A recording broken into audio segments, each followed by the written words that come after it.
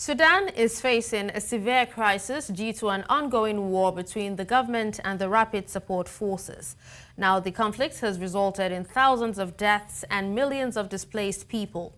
A UN investigation found that both sides are committing human rights abuses, including attacks on civilians, rape, and torture. The UN is calling for an international force to be deployed to protect civilians and an arms embargo to be imposed on both sides. However, the Sudanese government has rejected these recommendations. Now, joining me to unpack this is Hala Alkarib, Regional Director of the Strategic Initiative for Women in the Horn of Africa, that's SIHA Network, all the way from Canada, Toronto. Thank you so much for joining us on the conversation, ma'am. Thank you very much for having me.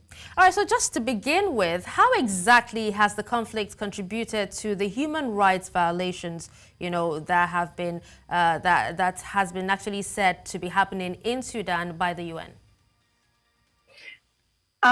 What's happening in Sudan is more than a conflict between two belligerents. What's basically happening in Sudan is a campaign of atrocities that's and it's a war against Sudanese people. Since April 15, Sudanese are struggling with very severe protection crisis. We were all exposed to severe violations, to attacks, to forced evictions, to random killing and shelling, to sexual violence and exploitations, enslavements, and all sorts of human rights violation that has been happening. Now, this has been happening by a very brutal, very gruesome militia that's utilized and take advantage of rural youth from across the Sahel region and from Sudan, and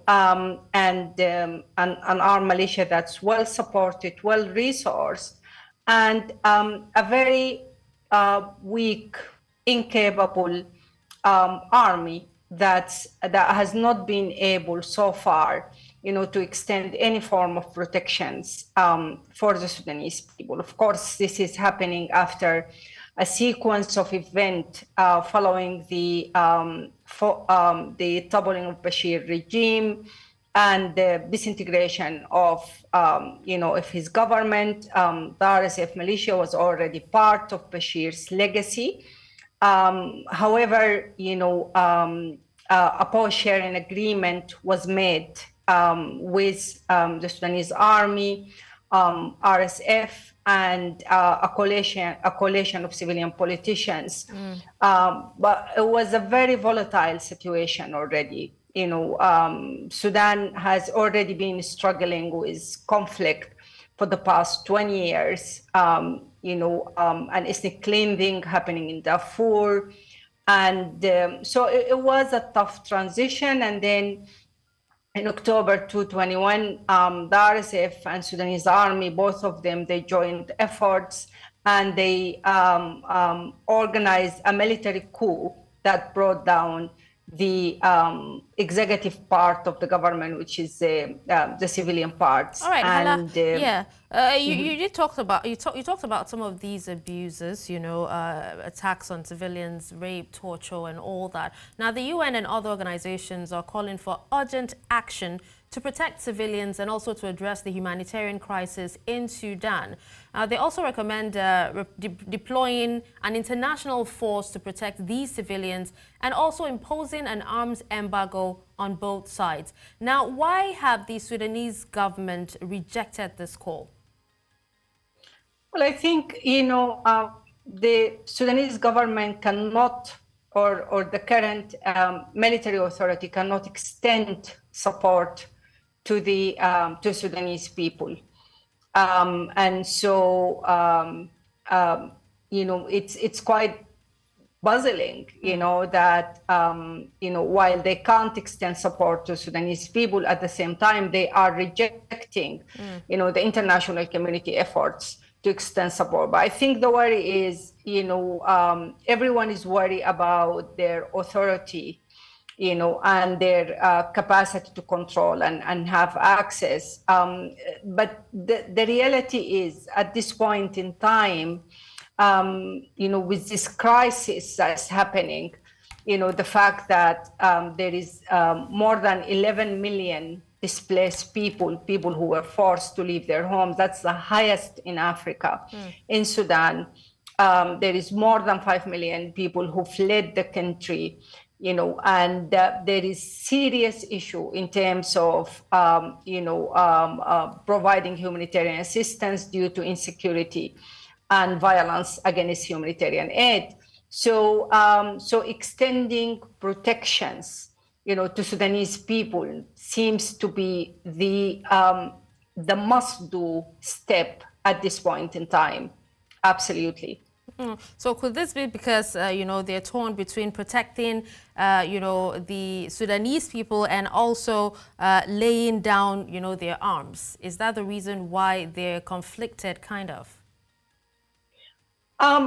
There is an already arms embargo on Darfur. I think it should be expired this month, I believe. And there is plenty of calls by international organizations to extend it. Having said that, any kind of resolutions coming out of Security Council, or of the African Union, without actionable steps and enforcing mechanisms, it doesn't seem to be working. Since the embargo on the arms embargo in Darfur, which is I think about 20 years ago, Darfur has been a stage for arms smuggling, massive weapons that have been entering the regions, because they have not been a mechanism in place that was controlling that process. And actually one of the critical mistakes that has taken place following the collapse of Bashir regime and after the transitional government took place is the ending of the UN African Union mission, which was at least providing reports and observing the violations that are taking place, including, the smuggling of arms. So the mission's mandate was ended by end of 2020. And as of early 2021, the situation in Darfur and the rest of Sudan has exacerbated, and became really scary quite significantly.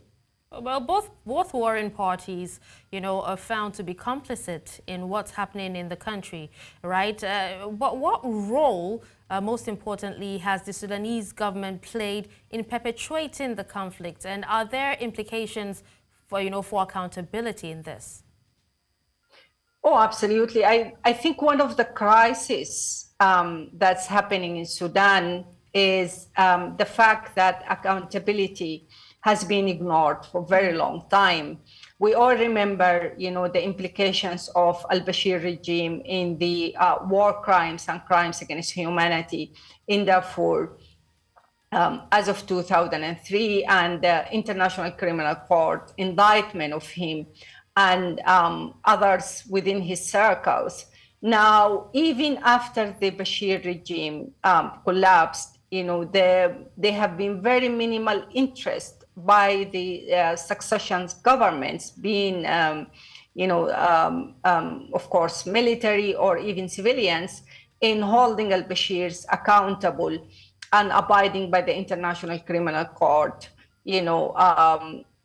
warning of arrest warning, and actually many of those who contributed to the violation, they have been very active in the violation. Among them is the leader of the RSF militia, and many of the members of the RSF militia, they were absolutely implicated in the acts of genocide and war crimes, but instead they have been rewarded and they were given high positions. So accountability, lack of justice has been extremely enabling, for the current violation that's happening in Sudan, unfortunately. And,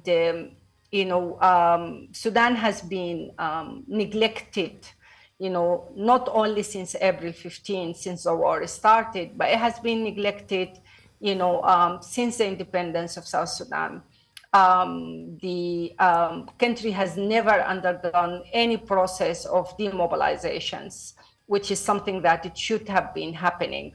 The question of war crimes and crimes against humanity that has been happening in Darfur and did not stop has never been addressed sufficiently Talking following about the it being independence of South addressed Sudan. sufficiently, Hala, according to the WHO Director General, the scale of the emergency is shocking, as is the insufficient action being taken to curtail the conflict and also respond to the suffering it is causing. Now, what more can the international community do, to bring an end to this crisis and hopefully, return Sudan to its past glory or something better? There